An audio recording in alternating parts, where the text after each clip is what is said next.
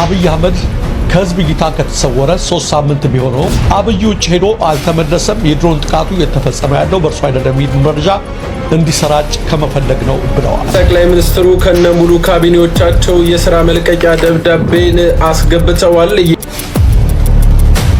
እጅግ ያሳዝናል። ወጣቶች ከቤተ ክርስቲያን ሳይቀር እየታፈሱ ገንዘብ እየተጠየቀባቸው ነው ተባለ።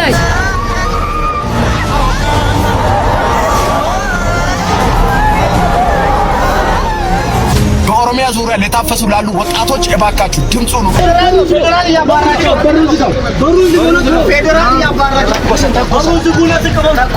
እታፈሳለሁ አልታፈስም እያልክ እየውሃዬ የምትል ወጣት አዳምጠኝ። አንተም ተደራጅና እፈስ። የአመራር ልጅ የለ፣ የባለስልጣን ልጅ የለ፣ እፈስ።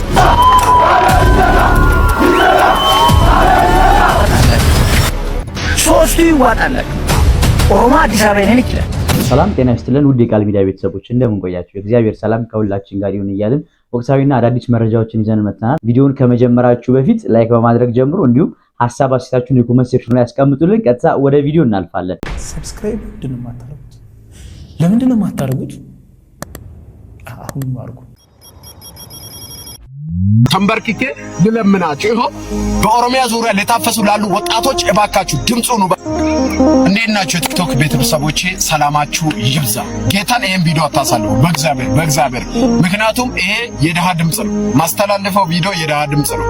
ለምን ካላችሁ ኢትዮጵያ ውስጥ ቆይ መንግስት ለ12ቱ ክልል መሰለኝ መንግስት ያለን አይ ቲንክ ማለት ነው ወይም ለ11ዱን በሰነ ስርዓት አስተዳድረው አንዱን ክልል የሚለቅ መንግስት አለ ብዬ ስለማላስብ ማለት ነው። ምክንያቱም እስቲ አሁን በዚህ ሰዓት ወጣቶች በጣም እየታፈሱ ነው። የት ነው ካላችሁ ኦሮሚያ አዲስ አበባ ድንበር ላይ ያሉ ኦሮሚያ ክልል ወይም ወለቴ ወይም ደግሞ ወደ አዳማ መስመር በጣም ወጣቶች እየታፈሱ ነው። ይሄም ደግሞ የታፈሱ ወጣቶች ባይዘ በነፃ የሚወጡ እንዳይመስላችሁ። ይታፈሱና ከሄዱ በኋላ ቤተሰብ ከገጠርም ይሁን ከአዲስ አበባም ይሁን ተደውሎለት ወደ ቦታው ይሄዳል። ወደ ቦታው ሲሄድ ልጄ እዚህ ነው ተብሎ ልጄ እዚህ ነው ብሎ ያለቅሳል። ከዛ በኋላስ ልጄ እዚህ ነው አው ከተባለ እንዴ 90,000 ብር አለክ ይላሉ፣ 80,000 ብር አለክ ይላሉ። እግዚአብሔር በነፃ የሰጠውን ልጅ አባት 80 እና 90,000 ብር ያወጣ በተለይ ኦሮሚያ ላይ የገዛ ልጁን ዳግም በገንዘብ የገዛ ነው። እግዚአብሔር በነፃ የሰጠውን ልጅ በገንዘብ የገዛ ነው። በጣም ታምር ነው። እውነትን ነው የምላችሁ። ይሄንን ቪዲዮ እባካችሁ ኮፒ ሊንክ አድርጉ። ለደሃው እስቲ ድምጽ እንሁን። በተለይ ለሚታፈሱ ለወጣቶቻችን ድምጽ እንሁን። እባካችሁ ልለምናችሁ። በቃ ይሄንን ቪዲዮ በተለይ ለደሃው ድምጽ ሁኑ። በተለይ ለወጣቶች ይኸው እግዚአብሔር ምስክር። በቃ ወይስ መንግስት የለም ነው እንዴ? መንግስት እኮ ኖርማሊ 11ዱን ያስተዳድራል። አንዱ ግን በገዛ ፍቃዱ ነው የሚተዳደረው ይመስለኛል። ካለ ደግሞ ኦሮሚያ ክልል ለሚታፈሱ ወጣቶች መንግስት የራሱን ድምጽ ያሰማ። እወዳቸዋለሁ። ሻሎም። እጅግ ያሳዝናል። ወጣቶች ከቤተ ክርስቲያን ሳይቀር እየታፈሱ ገንዘብ እየተጠየቀባቸው ነው ተባለ። ይህ መረጃ አቅም እንዲኖረው ሼርና ፎሎ ያደርጋችሁ።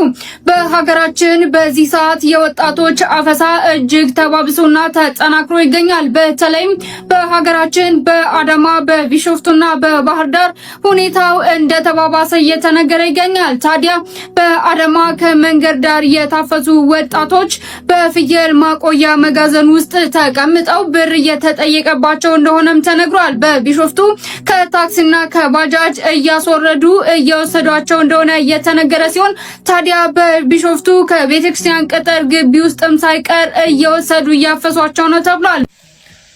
ሰሞኑ ሚኒሻ መንሼ ነው ወጣቱን ተፋተው እንጂ አፈሳ እኮ ተሳቀቀ እንዴ! በአገሩ ሰርቶ ካልበላ በሰላም ወጥቶ ካልገባ የት አባቱ ሄዶ ሰርቶ ይብላል? እኛ ሀገራችንን ለመጠበቅ አቅም አነሰናል እንዴ? እዚህ ጋር ያለው ሰራዊት በቂ ነው ማለት በክብር በሰላም ፈልጎ ፈቅዶ ገባሎ ካለ ሰዩ አምጠው። ከዛ ውጪ ያፈስክ ሳይፈልግ አታምጣብን። እዚህ ጋር ለመቶ 2 ቀንም እንኳን አያገለግልም፣ አይጠቅመንም ለኛ። የኛ እናት እኮ ከአራት ዓመት ያላነሰ እያለቀሰች ነው። የእሷ ብቻ አይበቃም፣ ሌላ እናት አታስለቅስብን። እኛ ለሀገር ነው ብለነው ችለናል። አንዴ ገብተናል፣ ከዓላማ ላይ ሰተናል፣ ፈቅደን እኛ እየታገልን ነው። ፒፕሉን አታስጨንቅ። አፈሳ አቁም በቃ።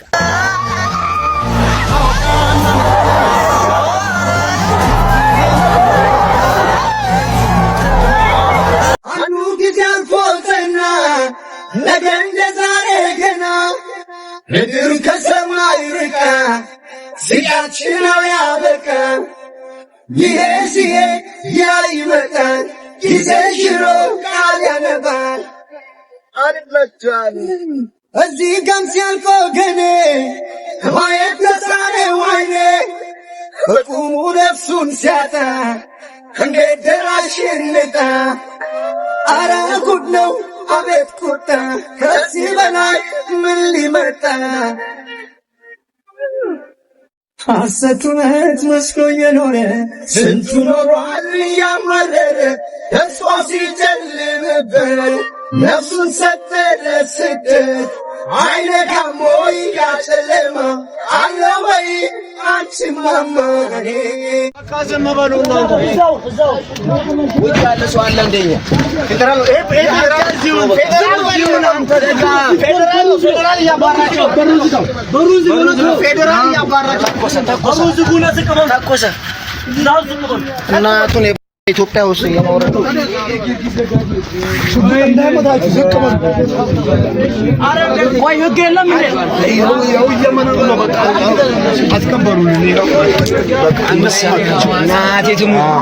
አይደለም እኛ እታፈሳለሁ አልታፈስም እያልክ እየውሃዬ የምትል ወጣት አዳምጠኝ። አታላዝን። በማላዘን የሚቀየር ነገር የለም። መታፈስ ካለብህ ትታፈሳለህ። ዓላማው ስልጣንን ማቆየት እንጂ ያንተ አገር ጥበቃ ምናምን አይደል። የሚጠቅመውን እሳትን በእሳት እሾህን በእሾህ ነው። አንተም ተደራጅና እፈስ። የአመራር ልጅ የለ፣ የባለስልጣን ልጅ የለ፣ እፈስ። ሚኒሻ እፈሰው። የማፊያ ሲስተም ዘርጋ ከተማ ውስጥ ጧትና ማታ ድንጋይ እያነሳህ ጠባብ ቲሸርት ከምትወጣጠር እፈስ። ከተማ ውስጥ ጦርነቱን ጀምረው።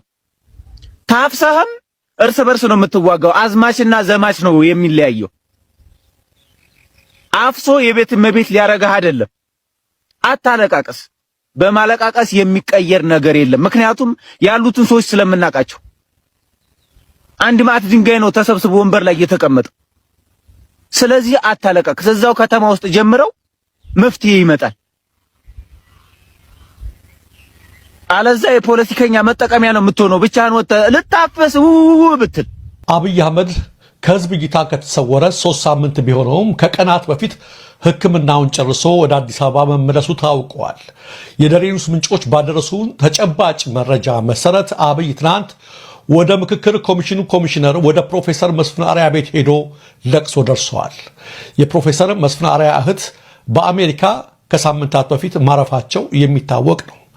ከሰሞኑ በተለይ በትግራይ ክልል ከተሞች ላይ በተከታታይነት እየተፈጸሙ ያሉትን የድሮንና የጀት ጥቃቶች በቀጥታ የሚያዘውም የአገሪቱ ጦር ኃይሎች ጠቅላይ አዛዥ ሆነው ኮሎኔል አብይ አህመድ እንደሆነም ታውቋል። የቅርብ ምንጮች እንዳሉት ሕክምናውን ጨርሶ ከተመለሰ በኋላ ከህዝብ እይታ መጥፋት የፈለገውም አብይ ውጭ ሄዶ አልተመለሰም፣ የድሮን ጥቃቱ የተፈጸመ ያለው በእርሱ አይደለም የሚል መረጃ እንዲሰራጭ ከመፈለግ ነው ብለዋል። ጠቅላይ ሚኒስትሩ ከነሙሉ ካቢኔዎቻቸው የስራ መልቀቂያ ደብዳቤን አስገብተዋል። ይሄን ዜና ስትሰማ አፍሪካ ለመጀመሪያ ጊዜዋ ነው። በአፍሪካ ሰማይ ስርም ሆኖ የማያውቅ ነገር ሊደረግ እንደሆነ መስማት ችያለው። ቤተሰቦች ጠቅላይ ሚኒስትሩ እዚህ ውሳኔ ላይ ለምን እንደደረሱ ፎሎ እያደረጋችሁ አድምጡኝ ልንገራ። ጠቅላይ ሚኒስትሩ ከነሙሉ ካቢኔዎቻቸው የስራ መልቀቂያ ደብዳቤን አስገብተዋል። ይሄን ዜና ስትሰማ አፍሪካ ለመጀመሪያ ጊዜዋ ነው። በአፍሪካ ሰማይ ስርም ሆኖ የማያውቅ ነገር ሊደረግ እንደሆነ መስማት ችያለው። ቤተሰቦች ጠቅላይ ሚኒስትሩ እዚህ ውሳኔ ላይ ለምን እንደደረሱ ፎሎ እያደረጋችሁ። ምክንያቱ ለምንድን ነው ወንድሜን የምገለው? ለምንድን ነው ንጹሃንን የምገለው? ምን አረጉ? ይሄን ቪዲዮ አያችሁታይ? ሰሜን ጎንደር ጠለምት ወረዳ ነው። የኔና የእናንተ እህቶች፣ የኔና የእናንተ ወንድሞች፣ የኔና የእናንተ እናትና አባቶች እምንበላው እያሉ እየለመኑ ነው። አልደርሳቸው ብሎ እጃቸውን ዘርግተው 2018 ዓመተ ምህረት ዝናብ የሚባል ነገር የለም። ሐምሌ ወር ባሁን ባሳለፍነው ወር 16 ሰዎችን በውሃ ጥምና በራብ አተናቸዋል። ይሄ የሆነው ደግሞ ድምጽ የሚሆናቸው ሰው ስላጡ ኢትዮጵያዊ አይደሉም፣ ሰሜን ጎንደር ያለ ሰው ኢትዮጵያዊ አይደለም? የአማራ ክልል ዜጋ አይደለም? እንደዚህ ጋር ኢትዮጵያዊ ዜጋ አይደለም? የሚራበው እኮ እኔና እናንተ ራሳችን እየተስገበገብን ነው። ቪዲዮ ስንሰራ ስድብ ነው።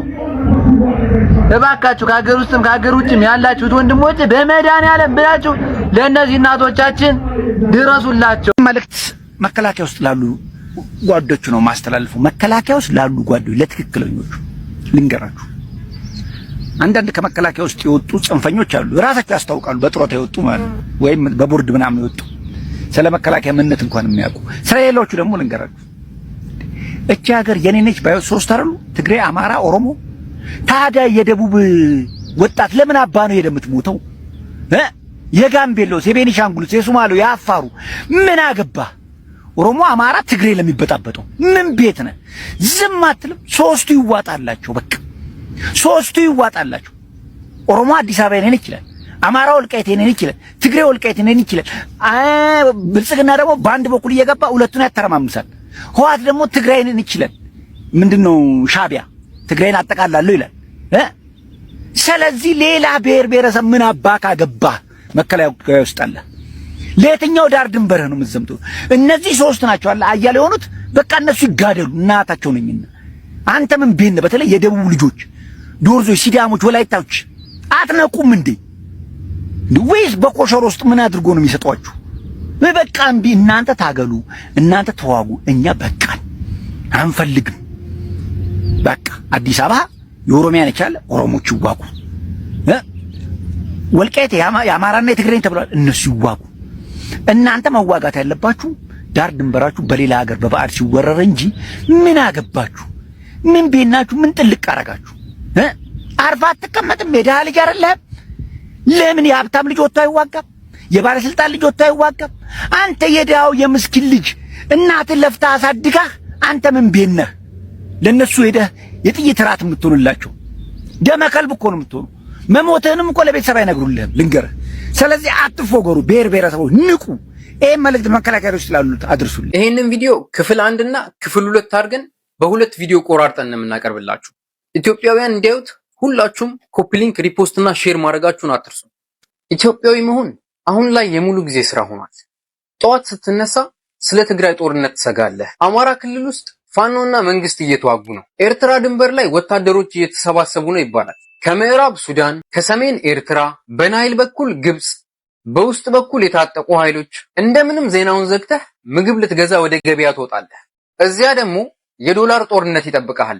ዋጋ ወደ ላይ፣ ደሞዝ ባለበት፣ የብር ኃይል ወደ ታች፣ የህዝብ ጭንቀት ወደ ላይ። ኢትዮጵያ በውጭ ጫና ውስጥ ናት፣ በውስጥም ጫና ውስጥ ናት። ግን ኢትዮጵያዊ በመካከላቸው ተጨፍልቆ ነው ያለው። ጥያቄው አንድ ህዝብ እነዚህን ሁሉ ጫናዎች ተሸክሞ ለምን መንግስቱን ማመን አቆመ? ምክንያቱም አንድ ተራ ኢትዮጵያዊ ጠቅላይ ሚኒስትሩን አያገኘው፣ ሚኒስትሩንም አያገኘው፣ ምናልባት የፓርላማ ተወካዩንም ላያገኘው ይችላል። ነገር ግን አገሩን በየቀኑ ያገኛታል። ፖሊስ ጣቢያ ሲገባ ያገኛታል። ሆስፒታል ሲገባ ኢትዮጵያን ያገኛታል። መታወቂያ ለማውጣት መንግስት ቢሮ ሲሄድ በየቀኑ ኢትዮጵያን ያገኛታል። ለዜጋው ኢትዮጵያ ካርታ ብቻ አይደለችም። ኢትዮጵያ ዩኒፎርም ለብሶ ከፊቱ የቆመው ፖሊስ ነው። ኢትዮጵያ ሆስፒታል አልጋ አጠገብ የቆመችው ነርስም ጭምር ናት። ኢትዮጵያ ከመንግስት ቢሮ መስኮት ጀርባ የሰውን ፋይል የያዘው ሰራተኛ ነው። እነዚህ ሰዎች ስራ ብቻ አይሰሩም፣ ለዜጋው የሀገሪቷን ፊት ያሳያሉ። ያ ፊት ሲያዋርደው ዜጋው አንድ ሰራተኛ ብቻ እንዳዋረደው አይሰማው፣ ሀገሩ እንዳላከበረችውም ጭምር ነው የሚሰማው። እስቲ ያስቡት፣ አንድ ኢትዮጵያዊ በመንገድ ላይ ቆሟል። ከአጠገቡ ዩኒፎርም የለበሰ ፖሊስ አለ። በትከሻው የኢትዮጵያ ምልክት፣ በደረቱ የመንግስትን ባጅ፣ በእጁ ህጋዊ ስልጣንን ይዟል። ዜጋው ግን ያንን ምልክት አይቶ ደህንነት አይሰማው፣ ይፈራል። ጥያቄ እንኳን ለመጠየቅ ቃላቱን ይመርጣል፣ አይኑን ያወርዳል፣ ድምፁን ዝቅ ያደርጋል። ምክንያቱም ሊጠብቀው የተቋቋመውን ተቋም ራሱ ይፈራዋል። እና ፖሊሱ ሲደበድበው፣ ሲያዋርደው፣ ያለ ምክንያት ሲመታው ዜጋው አንድ ሰው ብቻ እንደመታው አይሰማውም። የሀገሩን ምልክት የያዘ እጅ እንደመታው ነው የሚሰማው። የፖሊሱን ደሞዝ እኔም በግብሬ እከፍላለሁ፣ የፖሊሱን ዩኒፎርም እኔም በግብሬ እገዛለሁ፣ ጣቢያውን፣ መኪናውን፣ በእጁ ላይ ያለውን ስልጣን እኔም በዜግነቴ እፈጥራለሁ። ታዲያ የከፈልኩበት እጅ ለምን ይመታኛል? ስቶሪ ታይም። አንዲት እናት የታመመ ልጇን አቅፋ ወደ መንግስት ሆስፒታል ትገባለች። ወደዚያ የመጣችው ክብር ለመጠየቅ አይደለም፣ የልጇን ህይወት ለማዳን ብቻ ነው። ልጇ በህመም ያለቅሳል። እናትየዋ ሰራተኞቹ እንዲያዩላት ትጠይቃለች። አንድ ክፍል ሂጂ፣ ከዚያ ወረቀት አምጪ፣ እዚህ ጋር ወረፋ ያዢ፣ ዶክተሩ የለም፣ መድኃኒቱ የለም፣ አልጋው የለም፣ ነገ ተመለሺ። ግን ህመሙ ነገን አይጠብቅም። ልጇ በአካሉ ይታመማል። እናቷ በአገሯ አያያዝ ትታመማለች። እርግጥ ነው ብዙ ዶክተሮችና ነርሶች በቂ መሳሪያ ሳይኖራቸው ከአቅማቸው በላይ እየሰሩ ነው። እነሱም የተሰበረው ሲስተምና ስርዓት ሰለባዎች ናቸው። ነገር ግን የስርዓቱ ጫና ወደ ህመምተኛው መተላለፍ የለበትም። የሰራተኛው ድካም የእናቷን ክብር አይሰርዝም። ሆስፒታል ውስጥ ሰው ከበሽታው ጋር ብቻ መታገል አለበት። ከሰራተኛውና ከሲስተሙ ጋር መታገል የለበትም። ቂም በአንድ ቀን አይወለድም። በትንንሽ ውርደቶች ቀስ በቀስ ነው የሚገነባው። ዛሬ ፖሊሱ ሳይሰማው ያዋርደዋል። ነገ ሆስፒታሉ ህመሙን ችላ ይለዋል። ከነገ ወዲያ የመንግስት ቢሮ የራሱን መብት ለማግኘት ለማኝ ያደርገዋል። ፍትህ ፈልጎ ፍርድ ቤት ይሄዳል። ገንዘብ የለውም፣ የሚያውቀው ሰው የለውም፣ ፋይሉ ይተኛል። ህይወቱ ግን መጠበቅ አትችልም። መጀመሪያ ይበሳጫል፣ ከዛ መጠየቅ ያቆማል፣ ቀጥሎ ማመን ያቆማል፣ በመጨረሻ ሀገሩ ትወደኛለች ብሎ ማሰቡን ያቆማል። ይህ ሰው ገና የታጠቀ ቡድን አልተቀላቀለም። ጠመንጃም አልያዘም፣ ግን ከስርዓቱ ጋር የነበረው ስሜታዊ ግንኙነት ተቋርጧል እና አመጹ ጫካ ውስጥ ሊታይ ይችላል። ነገር ግን ያንን የሚመግበው ቂም ብዙ ጊዜ በፖሊስ ጣቢያ፣ በሆስፒታል ኮሪደር፣ በመንግስት ቢሮዎች ውስጥ ይጀምራል። ከዚያ አንድ የታጠቀ ቡድን ይመጣል። መጀመሪያ ዜጋውን ጠመንጃ አይሰጠውም። በመጀመሪያ ያደምጠዋል። ፖሊሱ አዋረደህ፣ እናውቃለን። መንግስቱ አልሰማህም፣ እኛ እንሰማሃለን። ፍትህ አጣህ፣ እኛ እናመጣልሃለን። ሀገርህ አልጠበቀችህም፣ እኛ እንጠብቀሃለን። ለአመታት ማንም ያልሰማው ሰው ለመጀመሪያ ጊዜ የሚሰማው ሰው ያገኛል። ከዚያ ያ ቡድን ለህመሙ ታሪክ ይሰጠዋል፣ ለቁጣው ጠላት ይሰጠዋል፣ ለብቸኝነቱ ቡድን ይሰጠዋል፣ ለውርደቱ ዩኒፎርም ይሰጠዋል፣ በስተመጨረሻ ጠመንጃ ይሰጠዋል። ትናንትና ፖሊስ ሲያይ አይኑን ያወርድ ነበረ። ዛሬ ሰዎች እሱን ሲያዩት አይናቸውን ያወርዳሉ። ጠመንጃው የፖለቲካ መሳሪያ ብቻ አይደለም። ለተዋረደ ሰው የጠፋውን ኃይል መመለሻ ይመስለዋል። ስርዓቱ ያልፈወሰውን ህመም የታጠቀ ቡድን አያድነው። ግን አሁን ለታጠቀው ቡድን አንድ ጥያቄ አለን። መንግስት አወረድክ እንበል፣ ከዚያስ የዶላርን ዋጋ በጥይት ታወርደዋለህ? የምግብ ዋጋን በባዙቃ ትመተዋለህ? የብርን ኃይል በታንክ ትመልሰዋለህ? ሆስፒታል በወታደራዊ ትዕዛዝ ይሰራል? ፋብሪካ በመፈክር ምርት ይጀምራል? ታንክ ማፍረስ ታውቃለህ? ጥሩ። ኢኮኖሚ መገንባት፣ ከተማ መቆጣጠር ታውቃለህ? ጥሩ። የከተማ ውሃ ማስተዳደርስ? ሚኒስቴር መያዝ ታውቃለህ? ነገር ግን ሚኒስቴሩን ማስኬድ ታውቃለህ? መንግስት ማውረድና ሀገርን ማስተዳደር ሁለት የተለያዩ ሙያዎች ናቸው። መድፍ የሚኒስቴሩን በር ሊከፍት ይችላል፣ ነገር ግን ሚኒስቴሩን ማስኬድ አይችልም። ቂም ለአመጽ ነዳጅ ሊሆን ይችላል፣ ግን የሀገር እድገት እቅድ መሆን አይችልም። ስለዚህ መልእክታችን ለሁለት ወገኖች ነው። በመጀመሪያ ለመንግስት ዜጋን ለአመታት ማዋረድ፣ ከዚያ ለምን አያምነኝም ብሎ መጠየቅ አይቻልም። ዜጋን መደብደብ፣ ከዚያ ለምን ወደ ታጠቀ ቡድን ሄደ ብሎ መገረም አይቻልም። የፖለቲካውን በር መዝጋት፣ ከዚያ ለምን ወደ ጫካ ሄዱ ብሎ መጠየቅ አይቻልም። ሁለተኛ፣ ለታጠቁ ቡድኖች ደግሞ የህዝብን ህመም መረዳት፣ የህዝብን ህይወት ለመቆጣጠር ፍቃድ አይሰጣችሁም። መንግስት መጥፎ መሆኑ እናንተን በራሱ ጥሩ አያረጋችሁም። ታንክ ማሸነፋችሁ ድህነት ማሸነፍ እንደምትችሉ አያረጋግጥም። ኢትዮጵያ ዜጋን በሚመታ መንግስት አትገነባም። ዜጋን ወደ ጦርነት በሚጠራ ታጣቂም አትገነባም። ኢትዮጵያ ዜጋዋን በሚያከብር ስርዓት ትገነባለች። በሚሰማው ፖሊስ፣ በሚያክም ሆስፒታል፣ በሚያገለግለው የመንግስት ቢሮ፣ በሚያስተምር ትምህርት ቤት፣ በእኩልነት በሚፈርድ ፍርድ ቤት። ሀገር ህዝቧ እንድትዋጋላት በመጠየቅ ብቻ አትጠበቅም። በመጀመሪያ ህዝቧ ሊዋጋላት የሚፈልግለትን ምክንያት መፍጠር አለባት። ሌትስ ጎ። ብንሰርቅም ባንሰርቅም እንኳን ክርስቲያን ሆን መሬቴ እንኳን ኦርቶዶክስ ሆን